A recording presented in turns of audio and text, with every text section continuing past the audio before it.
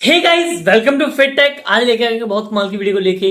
दोस्तों फाइनली आज मैं दो ऐसे फोन का कंपैरिजन करने वाला हूं जो काफी ज्यादा लेटेस्ट और काफी ज्यादा अच्छे स्मार्टफोन्स हैं। बेसिकली इनका प्राइस आपको पड़ने वाला है अंडर 15,000 में और दोनों ही स्मार्टफोन लेटेस्ट लॉन्च हुए हैं काफी ज्यादा बढ़िया फीचर्स के साथ में। दोस्तों यहाँ पे अगर बात करें तो दोनों स्मार्टफोन्स के नाम है iQOO Z9 Lite 5G। दोस्तों नाम सुन के आपको काफी अजीब लगा होगा, Z9 सीरीज का स्मार्टफोन, वो भी अंडर 15,000 में। दोस्तों iQOO ने पहली बार ऐसा किया है, इसका प्राइस सीरियसली बहुत ही ज्यादा अग्रेसिव रख दिया है और ये काफी ज्यादा बढ़िया स्मार्टफोन है। और दूसरा जो है वो आता है, इंडियन कंपनी है लावा, ब्लेज एक्स लेके आई है अपना। दोस्तों ब्लेज इनका चलता है ऑलरेडी, उसके अंदर एक एक्स नाम का स्मार्टफोन लॉन्च किया है इन्होंने।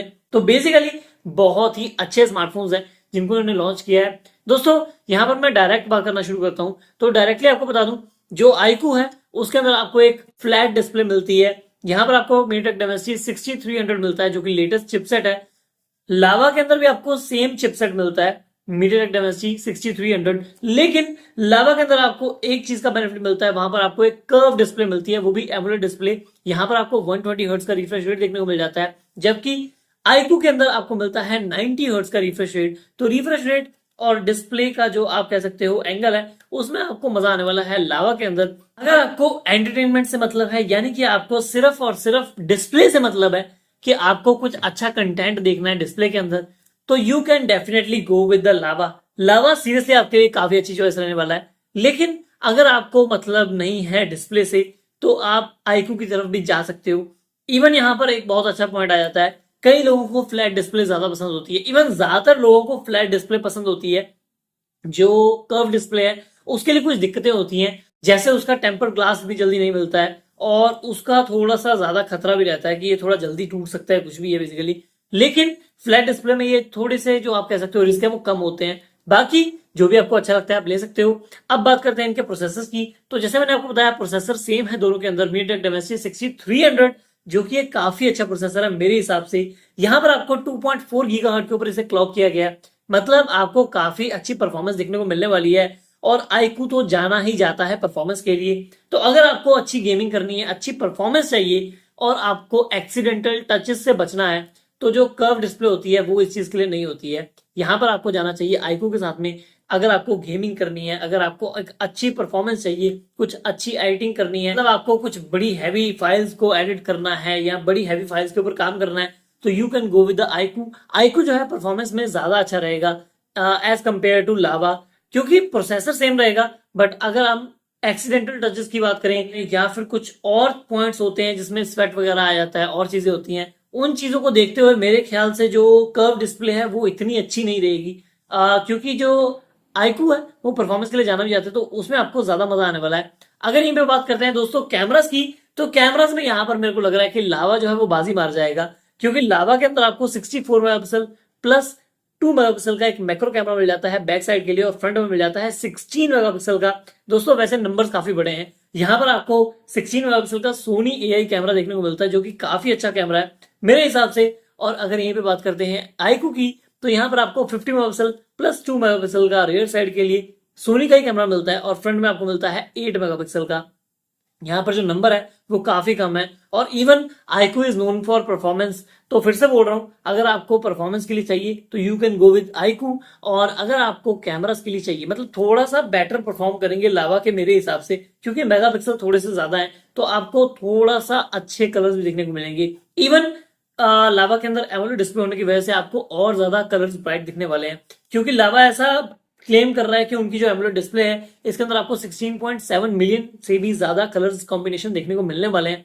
मतलब यहाँ पर आपको कलर ज्यादा अच्छे देखने मिलेंगे, ज्यादा ब्राइट देखने को मिल सकते हैं। प्लस अगर यहाँ पे बात करते हैं बैटरी की, कौन सा फोन ज्यादा देर चलने वाला है, तो दोस्तों सरप्राइजिंगली लावा और iQOO दोनों के अंदर 5000 mAh की बैटरी है, यानी कि दोनों की बैटरी सेम चलनी चाहिए। और दोनों के अंदर आपको 33 वॉट का फास्ट चार्ज देखने को मिल जाएगा, यानी कि दोनों ही स्मार्टफोन जो है वो सेम बैटरी और सेम चार्जर के साथ में आएंगे। बट यहाँ पर स्टिल आपको डिफरेंस देखने को मिलेगा मेरे अकॉर्डिंगली, क्योंकि जो लावा है उसके अंदर आपको कर्व डिस्प्ले मिल रही है, और कर्व डिस्प्ले ज्यादा आप कह सकते हो थोड़ी सी चार्जिंग ले सकती है। इवन दो वहां पर एमोलेड डिस्प्ले है, थोड़ा सा आपको एफिशिएंट डिस्प्ले मिल रही है, बट जब कर्व्स आ जाते हैं साथ में तो वो डिस्प्ले कुछ ना कुछ पॉइंट ज्यादा खाती ही है मेरे हिसाब से बैटरी को।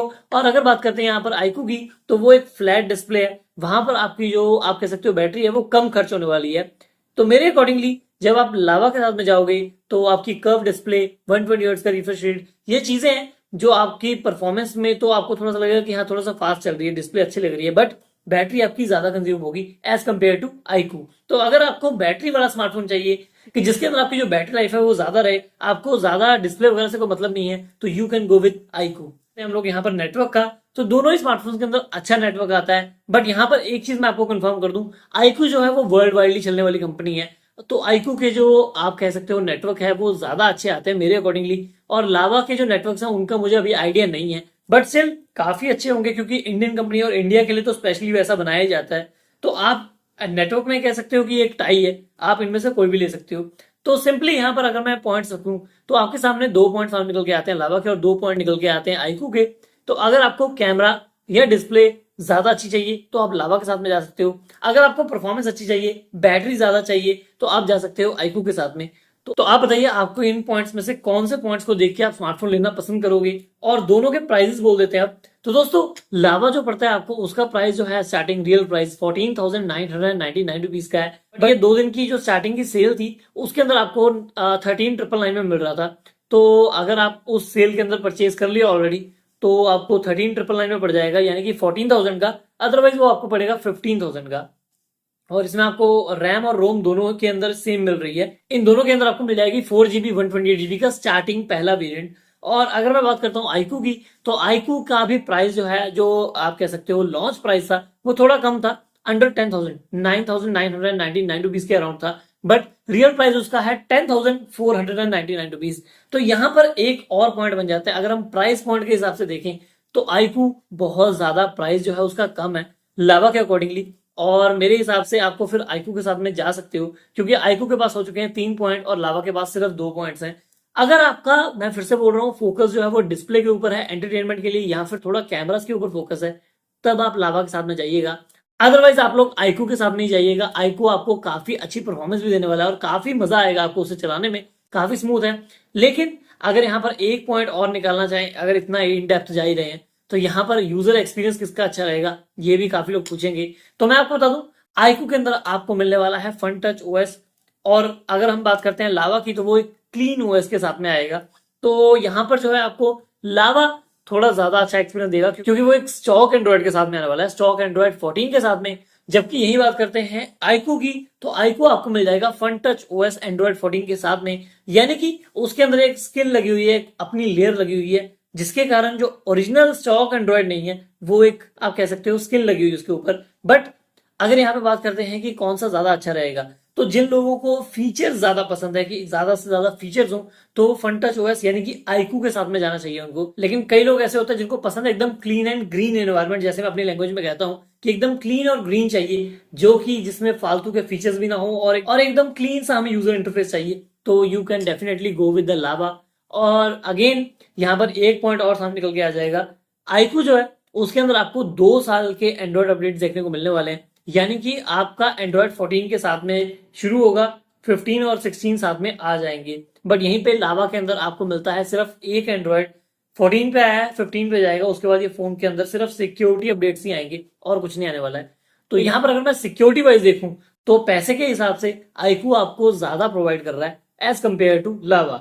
हमें भले ही डिस्प्ले और कैमरा जरूर देखने को मिल रहा है, या फिर क्लीन ओएस जरूर देखने को मिल रहा है, बट काफी सारी चीजें जो iQOO के अंदर ज्यादा है। तो मेरे accordingly at the end, at the conclusion, आप लावा के साथ में अगर जाना चाहो तो सिर्फ कैमरा या डिस्प्ले की वजह से ही जाना, अदरवाइज आपको iQOO के साथ ही जाना चाहिए, और प्राइस भी कम पड़ेगा और आपका एक्सपीरियंस भी अच्छा रहने वाला है। दोस्तों कैसी लगी आज की वीडियो कमेंट करके जरूर बताइएगा। एक छोटा सा कंपैरिजन था, थोड़ा मैंने आराम से बोला है, तो आपको कैसा लगा कमेंट करके जरूर बताइएगा, और आगे भी ऐसी वीडियो लेके आता रहूंगा। कोई और कंपैरिजन चाहते हो किसी और 2 फोन्स का, कमेंट करके जरूर बताइएगा, अच्छे अच्छे कमेंट्स कीजिएगा। इसके अलावा चैनल पे नए आए हो तो सब्सक्राइब जरूर कीजिए, अपने फ्रेंड्स और फैमिली के साथ में शेयर जरूर कीजिएगा इस वीडियो को। बाकी मिलते हैं अगली किसी वीडियो में। So thanks for watching, stay safe.